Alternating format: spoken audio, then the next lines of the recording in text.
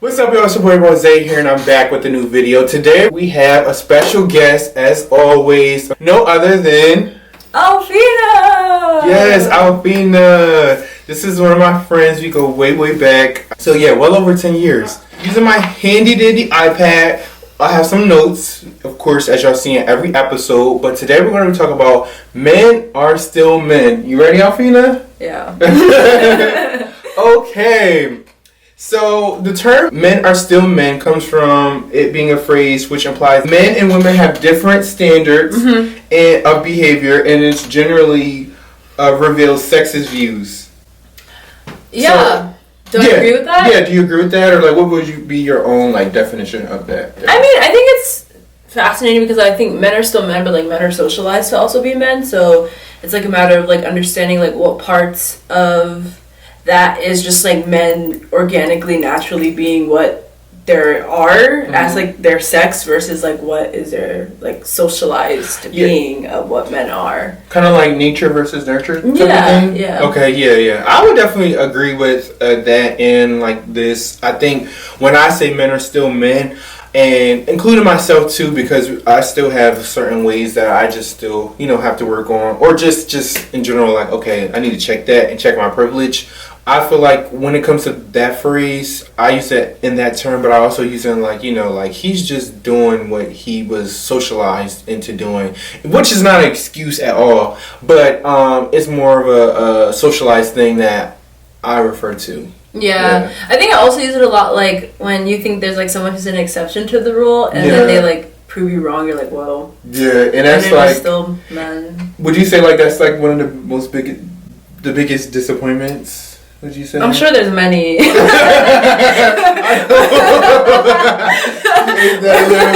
like that. Yeah, but... So we're going to define two different terms that we're going to use probably throughout the video, which is patriarchy and sexism. So I'm using my iPad. I want to, give a real exact definition. It's a social system in which men hold primary power and dominate in roles of political leadership, moral authority, social privilege, and control property.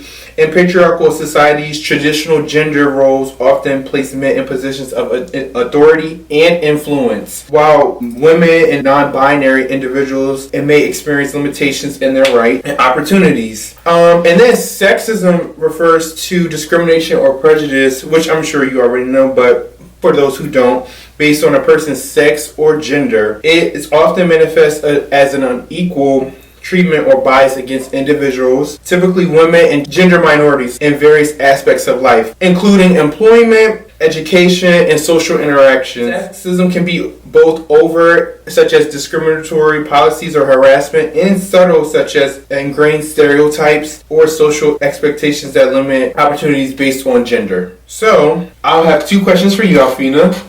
They're not hard, or don't be nervous. I'm not going to bite. But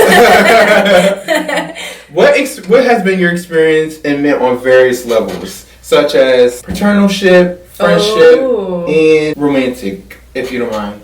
Yeah. Into all those things. What a question you asked. too much? No, it's okay. I feel like I haven't really, like, just like how my interactions are with them. I think like I have a really good relationship with my father. I'm really like blessed to say that. And I do think like having a dad who is like has been like really present there makes me like also look at other romantic partners being like, if you're not going to like be present or show up in that way, then like why should I entertain you? And like friendship wise, I think that like I don't really have many male friends actually. It's really funny because I think like when I was growing up, I really felt like, I liked having guy friends because I liked that we could just like joke around, and I used to say that a lot. And then I realized like I was struggling from emotional development. Oh wow. So I feel like I was like, having like guy friends is fun because you don't really talk about like deep things. Like I don't have to be like emotionally like available or emotionally upfront because we just talk about like nothing really. Or their problems. Yeah, not even. Oh, like, really? Literally, like, we just like joke and laugh, and then the older I got, I was true. like, Yeah. That's the key, man. Yeah, so like the older I got, I was like, you know what? Like, I don't know. I think you definitely need a girl group behind you. And sometimes when I see a lot of girls who don't have like a female tribe behind them, I'm like, a little suspicious because I'm like, how are you doing that? But yeah. Wow, that's actually a good thing. And like, what would you say romantically? How has your experience been? Because I know it's been like interesting at the approaches you got. I mean, men do approach me interestingly. Yeah. I'm not one to like talk too much about romance. Oh, okay. If I'm being fair, and I don't know, like I can't speak for men, but just like the way I am, I notice that a lot of guys are like really. I think you would know better from explaining it. I don't know if it's like intimidation or. But I don't want to like say that from my perspective. Why? I don't know. I always feel like it's a lot of things that's like a woman like. Sometimes like explaining situations from your perspective kind of like leads you in this way where it's like this is like the perception of like, is this coming from me? Like if I'm saying like, oh, some people might find me intimidating, it's like, oh, like what does that say about like how I'm perceiving myself versus like, is that actually how people perceive me? Does that make sense what I'm saying? Yeah, but would you say that is that more so like your emotions are not valid enough? I think sometimes as women it could be stated that way, especially like if you look at like a lot of TikTok discourse of like women who would be like, I don't want to deal with that, and then it's like, don't worry, like we didn't want to deal with you anyway, like you know what I'm saying, like those kinds of like back and forth. So like if a woman is saying that like she's a beautiful person and then she's dealing with these specific issues of like, you're not like, because I feel like a lot of times, especially with like beauty politics, like women aren't allowed to like own that aspect of themselves. Like it's only something that's given to them. It's only something where it's like only like a man can tell you that like, oh, you look good. And even if it's not a matter of her looking good, like she just feels good about herself, it's like, how dare you, like I'm the only one that can give you that privilege. And I always say a man's validation is nothing. Yeah, for sure. It's really nothing because they'll fuck a dog. And I'm serious, like they would, like I'm not saying I would, but I know people who just not fuck a dog, like, just fuck anything, like just be with anything, like their partners are just ugh. I 100% like agree with that. But yeah, so how those experiences impacted you as a human being? Like as a woman? Or? Yeah, just as a woman, or just who you are. I don't know. I think that, like, I'm sure, like, I'm not one to care much for male validation, I would say. Not necessarily because of... I just live my life, like, personally. I think, like, if you want to stop your life to, like, think about, like, how a man views you, then it's going to be a very difficult one. Like, I am a human outside of how, like, men view me, how men interact with me. Like, I'm my own person, so I think that having all those experiences just taught me, like, the more you try to lean into, like, gaining a male's validation, like the harder your life will be. Okay, so now we're going to talk about on how men, and just do like more so a call out or like a get you to like think and know how men can benefit from sexism and patriarchy in several ways, often unintentionally or unconsciously due to systematic natures of the structure that we live in. So this is just something that you may not realize that you are in, but this is just here to get you to know this. And I want you to just like, chime in on some of the things I curated and I developed, and, give your opinion. So first one is, of course, privilege and advantage. Men on average have a greater access to resources, opportunities, and power. This includes higher wages, more leadership, greater social and economic capital. And like, you see that everywhere, from like leaders economically, to a previous position. Like our president of my school was a man. Of course, before that was a woman, but they went with a man this time, and he actually makes way more than our old president. Our old president made like 600K. No, like 563K. Now he's making like 720. So you can see the pay gap difference in that, and I'm just like, wow. And they're doing the same thing. Yeah. I think they have the same kind of, like, if you match up their skills and their background experiences, it's basically the same. And what would you say, like, how do you see it in your life, and do you agree with that? That men are more privileged? Yeah. Yeah, for sure. I mean, a lot of positions of power, like as you said, like men are the ones who are on there. And I mean, like, yeah, I mean, I don't know. I can't disagree. Yeah, okay, no, that's good. Okay? Yeah. We're not performative over here. We just talk about things that we actually talk about on the phone. Reduced scrutiny. Men are less likely to face the same level of scrutiny based on their gender. I see this when it comes to in the entertainment industry. A lot of men are able to, who have children too, they're able to like go to do different things without feeling like, oh, you're a mom, or get those claims of you are this or you're known to be this. Like, it's an easy transition, but I notice with sometimes women, when they're like, let's say like models, you know, they're supposed to be models, why they want to get into acting or they can't act, they get a lot of like backlash when they want to, for me, what I see, want to switch careers. Yeah, no, that's a good point. I think especially like with the whole model stuff, it's like you have a shelf life. Like, you know, every model says like, oh, you can only do this for like, what, 10 years or something. I mean, you start at 16 and then you're done at 25 and then you're done. And it's like, you're still a young person. Yeah. But it's like the beauty standards that women have are like so astronomical that it's like, if you like have a wrinkle, you're done. Versus like, men can be doing like romantic like partners, like for instance like a romantic lead as a woman, like she has till she's like maybe 30 max, while a man could do that till he's like 45, even 50 on a good day. So it's just like really interesting on that part. And that kind of leads me to like cultural norms and how society often favors, which is the third one, which favors masculine traits and behaviors which can validate and reward male dominant approaches, and that's more so for like men. Men often feel like they have to be super masculine, and I can say this for myself, like a lot of people felt like I should be super masculine. I'm like, that's not it. That's not the case. You know what I mean? And like I would see like I would get more rewarded or more like feedback if I wore like this one outfit I wore Tim's shorts and like a thing, and like I got a lot of likes. But then if I wear like a you know, a tank top, you know, jewelry, not saying that's like super feminine, but it's like not the most masculine thing, some boots and some like shorts, you know, I'll probably get like not as much praise on that because I'm not operating in that set, you know. You can see it in like culturally, like even in America, like you see intercourse with older women is like a stamp of approval of you're a man. Okay.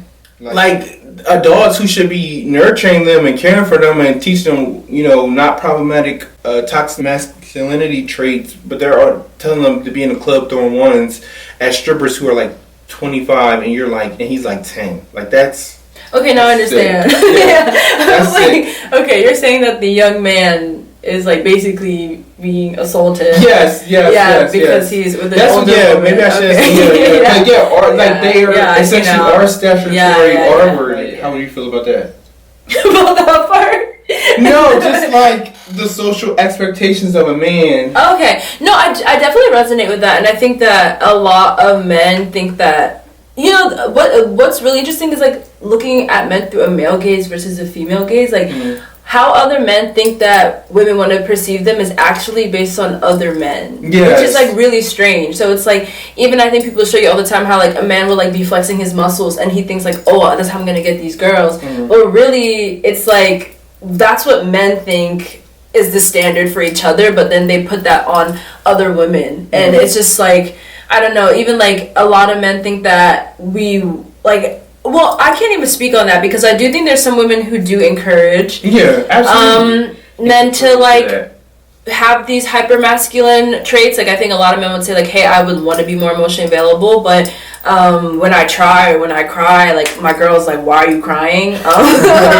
So like I do think everyone has a part to play in like patriarchy, and I don't think women should be completely given what's the word I'm looking for? Like, I think we all have a part to play. Some of it is obviously subjected on us, and sometimes that we just perpetuate the system in some ways because of like what we expect. But I do think as like a collective, we need to allow men to feel like they can like not take on a role. Like they can actually be a human, and I think a lot of men don't know how to be a human and only know how to be a man. I think a lot of people don't understand the difference between the two, and like just being you in playing a role based on societal structures that you have to do. Like, men have to do this. You know, you don't have to. Yeah. You just want to fit in. Or you feel forced to, and like that's all just like mental, really. Yeah, honestly. And just to wrap up this segment, I said, you know, while these benefits are a result of systematic inequalities,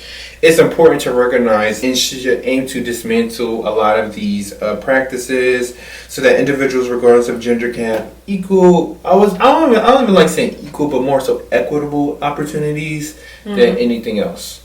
So we don't have all the answers, but we are young people with voices and, you know, platforms, and we want to be able to teach the young and people coming after us just some ways to dismantle this. Hopefully they see us and be like, okay, they kind of look like us, so let me watch their video. Of course, like you said, we don't have the power to dismantle sexism and patriarchy, but these are some roles and crucial ways I feel like can be ways to like dismantle your own and be cognizant of what you're doing on a day-to-day basis. So, and I just want you to chime in again, like we did the first part. Do you agree? Do you not agree? Or and how can and you can offer your advice as well. Yeah. So, I would definitely say, as always, the foundation is education. Education is such an important thing. And just learn about gender issues, the impacts of sexism, and how patriarchy operates, and understanding the concepts, and recognizing and challenging discriminatory practices. And I had the privilege to go to college and take classes on gender issues, and I think it was called Societal Norms, and I think that class really changed my life and how I operate in the world. And I think if everybody doesn't have the privilege to do that, at least, you know, think about, okay, how do men exist in society, and just look at videos like this and other videos. So like education, how is that important for men to learn about these things? Yeah. You know, when I think of education, I also think of it like not necessarily like formal in terms of like a classroom, but I also think, because for you to take that class, like you sought that, like you know what I mean? Yeah. And also like knowing you, like you weren't, you know, some of them, the ones who really needed it, don't show up. Like, you know what I mean? Yeah. So I think that like in terms of education, like I also think it's like through getting to be around other women and actually hearing their perspective, and also like being around communities of women too in a way that's normal and safe. I think a lot of men like just have a lot of guy friends, and like they're just putting things in their ear that isn't necessarily true. And I also think the education is internal. Like I think a lot of men have things that they don't want to deal with that is like also societal but incredibly personal, and therapy could be really helpful to that. Journaling and doing that work that talks about your emotions and dealing with them is something that I think could be really helpful towards men, because we've like raised them to think that like, oh, like emotions are something that women only have and deal with, and those are the things that show. But I'm like, men have those emotions too, and to just like hold them in is obviously like it represents in that anger, like the anger that they showed, whether that's frustration, that's because like you're not dealing with the actual issues that are internal. So I feel like that education needs to be with like obviously like hearing a different perspective and like seeing women as like people and not just like objects, and people that like have feelings, emotions, and thoughts that are actually genuine and matter. I agree. That was great. Definitely, I would definitely say also, you know, as like another thing you should do is just challenge like misogyny in terms of like speak out against like, you know, jokes and stuff like that. Like I know for me, and in different like workplace settings and just addressing and correcting issues, but I know for me like certain jokes just don't fly. Like I just feel like what is your point of saying that? Like, you know, I thank God I don't be around like a lot of misogynist men. I kind of choose the type of men I am cool with. But when I notice, like, I feel like men are treating women, not even, like, and even in relationships, they could be misogynist, too. Like, I try to check my friends who, you know, kind of abuse women emotionally. I always tell my girls, and when I say my girls, like my friends that are girls, because I feel like more so like a big brother or like a really good support system, to always choose somebody that loves you more and cares about you more, because a lot of times women are always going to give more love to them. But just to go back to that point of just a challenge of misogyny in terms of in a relationship is stop emotionally abusing women. And when I say that, it's like using certain things against them, like gaslighting them, when they're expressing to you how you feel, like disregarding their feelings and then moving on.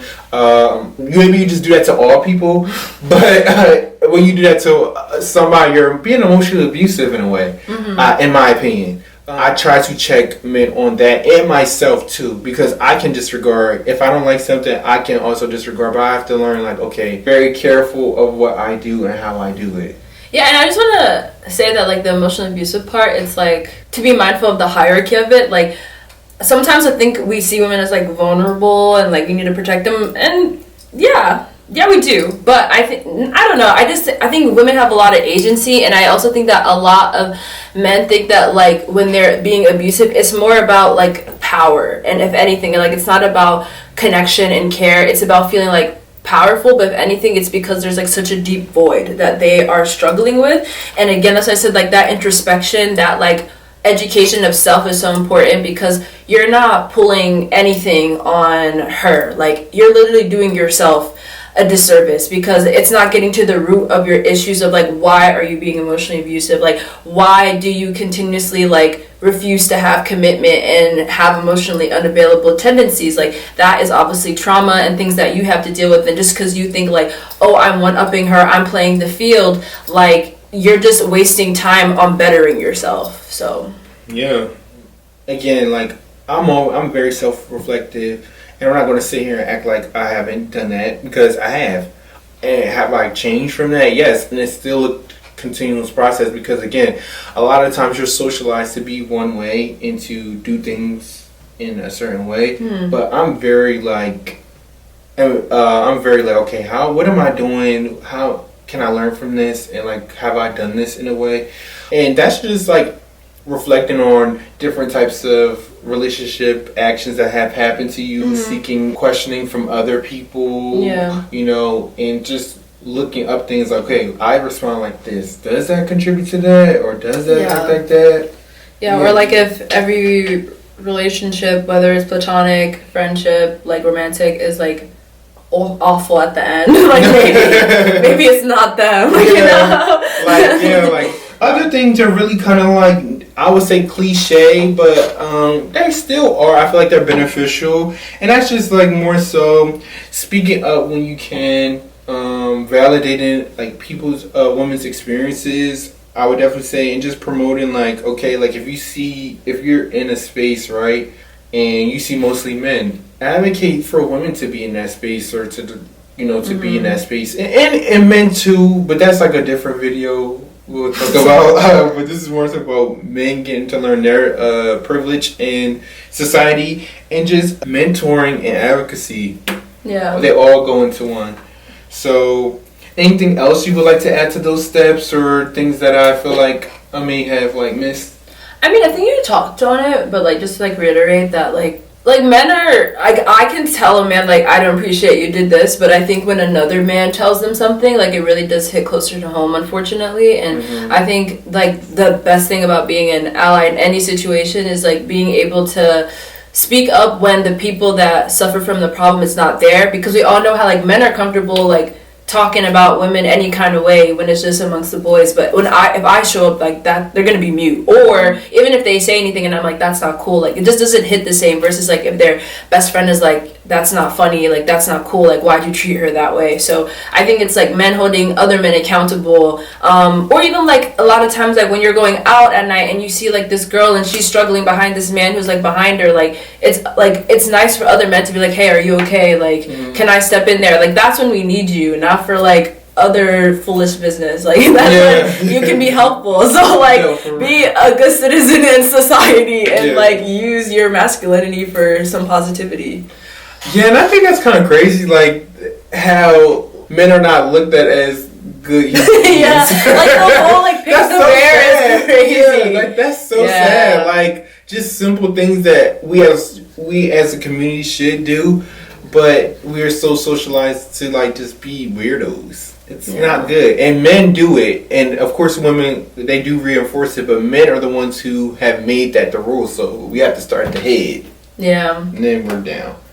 Wait, how do you feel about those pick the bear situations? Because I think some people get like, somebody get offended that women want to pick the bear over men. Do you know the whole pick the bear situation? So basically, it's that? like, yeah, explain that to them. Like, yeah. So picking the bear is like, even though like a bear could obviously maul you, they're like they rather deal with a bear because like a bear's not gonna like essay them or like, you know, do what some of the like treacherous stories that we hear of men will do. So basically that's that whole situation. And some men are offended by that, like they're really hurt. I'm never offended by when women choose anything over men or anything like that, because like I'm really like pro women, but like no, like that I get it, like, you know what I mean. Men can be very dangerous creatures. And in society, we have seen that. Of course, anybody can be dangerous, but, you know, statistically, we see, you know. So, I mean, I think it's a good, funny trend. Hopefully, it gets them to wake up and be like, okay, like, instead of, and that's the thing, maybe this is just a human thing. Instead of getting upset over things, maybe draw back and see, okay, why is this happening? Yeah. Or and then talk about, like, how can I be, like, a resource and be like, okay, like, this is where, you know, let's have a real conversation. You know what I mean? So, basically, these are just like things for you to get to consider and to take in. Some celebrity examples I always see fighting for gender rights is like, I would definitely say like, or like people on TikTok, but more so celebrity. I see like Viola Davis. She's very like pro women, and I see a lot of her times speaking out from a black woman's perspective of pay gaps, which is super important because it's like how you're going to live, but also just rights in general and having rights over your body. Yeah, I've seen her do that a lot. So do you want to shout out anybody that you see kind of like speak on certain things? And they don't even have to be a celebrity, but yeah, I think that like I study sociology, and I'm a really big fan of Black feminist thought, and I think listening to like bell hooks and all those individuals and like reading those books are super helpful. Just like look into Black feminist thought and ask like men and women could really like starting from that perspective could really help build like the foundation of understanding like how to best fight for women at large. But if you're also fighting for the women who kind of like struggle the most in this system, I think that can like lead for a better system for like everyone. Absolutely. So now we're going to talk about a little theory, because I kind of do a theory every episode. Some I don't, some I do, but just... And like Audre Lorde, all those people. Yeah, sorry. No, you're good. Yeah. So a lot of times, I looked at this thing, it's called feminist psychotherapists have found a clear relationship between... Well, this is not a theory, but this is just like a key note. Between sexism, internalization with depression, anxiety, eating disorder, and low self-esteem. So, a lot of men who are sexist and like that, they have a lot of warfare going on, I would say. So I think you have to really check what's going on within yourself and really check, okay, why am I feeling like this, or why am I doing this? Because it doesn't feel good to just be discriminatory. Like, it's not a good thing. Yeah. Like, so you can think you might be good, but it's not. It's a lot of things that are attached to that. And I would also say those who defy gender norms may face a lot of discrimination, stigma, and unique mental health challenges. So when you are discriminating against people and you're like putting them into situations where they're not comfortable in, they go through a lot. So be a human being and take yourself out of that and see, okay, maybe this person, I'm causing a lot of harm to them. That we're going to face a lot of things that can hurt them. Can I ask you a question? Yeah, absolutely. Like, given the fact that you are like very experimental with your fashion and like don't always like abide by, I guess, like stereotypical like hyper masculine gender roles, like how do you like deal with like that? Do you hear any like backlash or anything, and like how do you I've been getting a backlash like all my life, honestly. Just the way I've always expressed myself. I never been like someone who like, at first I cared, you know, and I would try to do certain things to like kind of appease to that. So that's why I was like, I've been there as a young man who's trying to go to certain things. I would try to like deepen my voice. I would try to do like certain things. I would try to like be funny and like, you know, say certain things. But I'm like, that's not really me. You know, I wasn't really doing that for myself. I was doing that to peace to other people. And would you say like you experienced a different like outcome when you like did abide by that versus when you aren't abiding by it? Honestly, yes and no. Yes, because I had more male friends than I ever had. I had more male, and this is more so high school. I would say I had more male friends in high school than I ever any point in my life. Yeah. Before, like when I was a kid, because when you're a kid, you're you. Yeah. And I always want to get back to my kid self because that's who I am at heart. So I always had, 2-3 male friends, and then all the rest are like girls and stuff like that. Same thing is now. So I feel like I'm slowly getting back to that, which is kind of like a full circle moment. But just to get back to that question, I had more male friends, so I would definitely say that was the difference. But I still, people will still say certain things, and that I would still get questioned about certain things.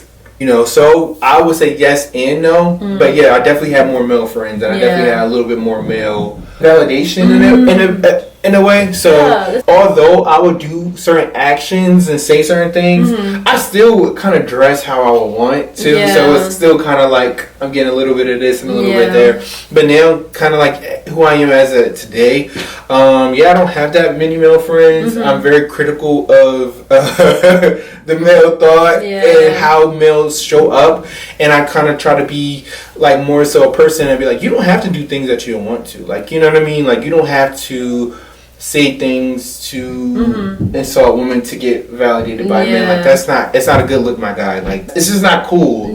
So doing stuff like this is also more so reminding me of who I am as a person, my privilege, and like things that I still have to work on and still have to be more so like an ally and someone who uplifts women voices. And y'all, we're speaking on from cis point of views. We're not speaking on, because we know there's gender minorities and those who have other which will be brought onto the channel as well, because we want to show everybody love. Anything else you want to say to this episode? No, this is a really good time. It was good. Yeah. It was really good. It's really smooth sailing. I'm very appreciative of this time. Thank you, Alphina. Of course. Make sure you guys like, comment, subscribe, and share. And I'll see you guys in my next one. Peace. Bye.